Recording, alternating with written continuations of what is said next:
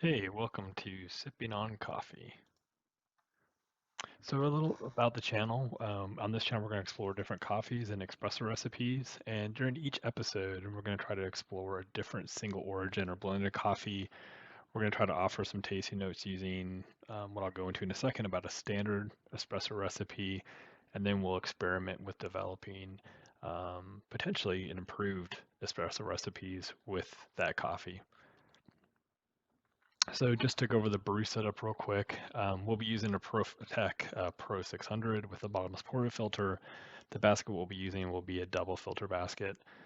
For grinding, we'll be using a Eureka Minion Facile.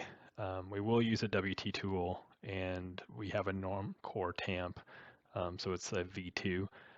So it doesn't have exactly the pressure force control that maybe the V4 does, but at least in my opinion, it does keep the tamp straight. So hopefully that helps with consistency. And then of course we'll be using a scale both to measure our dosing and then also our yields to try to get more consistency. We probably also will be using some type of analysis for extraction, but we'll get into that in future videos. So the standard recipe that we'll be using is as follows. We will be trying to use a standard brew water. This is brew water from Whole Latte Love. If you'd like to see that, I will connect all the links that I'm referencing here in the section below.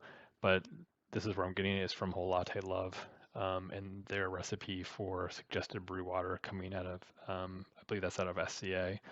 For water temp, we will try to vary a little bit from light roast to medium roast to dark roast, a little bit subjective based on what a medium, dark, and light roast is, but we'll try to at least use these as starting temperatures for general brewing of these general categories of roasts.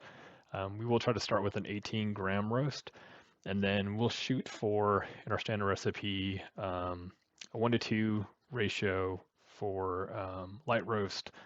Medium and dark roast will go a little bit lower than that on the yield.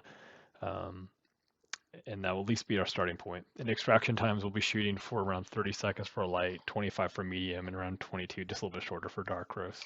So this is the standard recipe that we'll use, and then we'll see kind of where we land using that recipe and take some tasty notes. And then we'll try to assess that. So what you'll see here is a lot of references to Barista Hustle.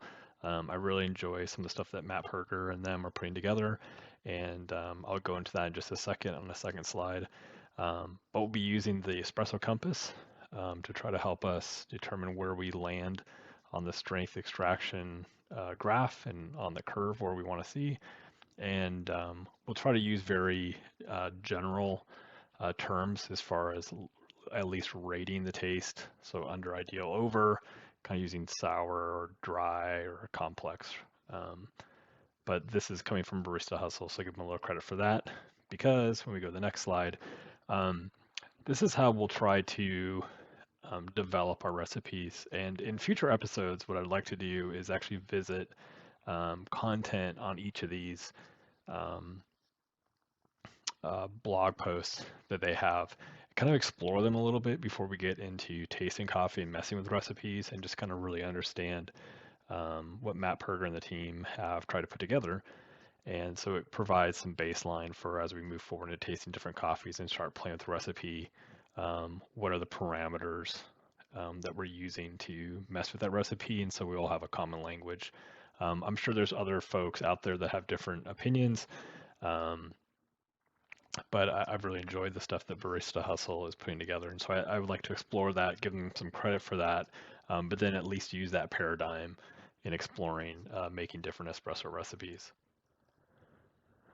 So once we go through all that and we get to developing our espresso recipe, we'll hopefully have a recommended recipe for the coffee that we're tasting and hopefully to provide some final tasty notes to kind of solidify or give credence to that recipe.